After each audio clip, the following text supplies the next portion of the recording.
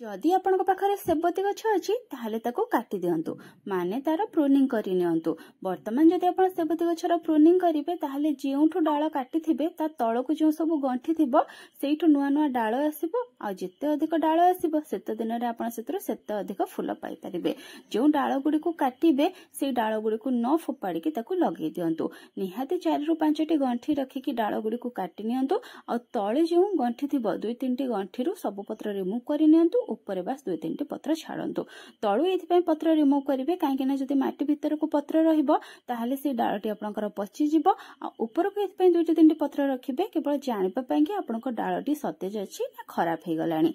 डाळ गुडी को किछि रेडी करि सरला परे सब पत्र रिमूव करि सरला परे ताको डायरेक्ट न लगेई कि फंजिसाइड पाउडर किंबा हळदी पाउडर रो पानी प्रस्तुत करिकि सेतिरे बुडेई कि 10 रु 15 मिनिट रखि दियंतु। ए भले आपे बुडेई कि रखि कि तापरे लगेबा द्वारा आपनकर डाळ गुडी खराब हे न थाए आ बहुत सुंदर भाबे सेतिरे चेर बहुत कम दिन भितरे आसी जाय थाए। सेबतीर डाल को आप नॉर्मल गार्डन स्टाइल लगे पारे किंतु जदि बालीर मीडिया यूज करछंती ताहले सेतिरे बहुत सुंदर आपको रिजल्ट मिलता है। किंतु बाली को व्यवहार करबा आगरु भलो भाबे चले कि बालीर प्लेन पार्ट नेबे आ ताको भलो भाबे धोई देबे। जदि न धोइबे ताहले एथिरे जहा लुणी अंश थिबो ता जगु आपनका डाल गुडीक खराब हे जाय पारे।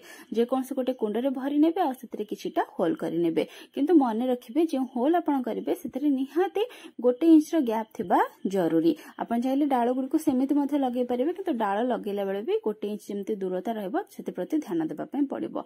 ए भले भाबे किछि घी कुआरी रे बुड़े की डाल गुडी को लगे देबे आ भलो भाबे प्रेस कर देबे। जे फंजिसाइड पाउडर किंबा हळदी पाउडर रो पानी प्रस्तुत करिथिले ताको न फोपाड़ी की ए जो डाल गुडी को लगे सला परे सेति पूरा भलो भाबे दे देबे। एमिति देबा द्वारा डाल गुडी को आपनकर टिके वर्षा पानी पड़िले भी खराब हेबनी किंबा सेतिरे फंगस लागिबो नाही।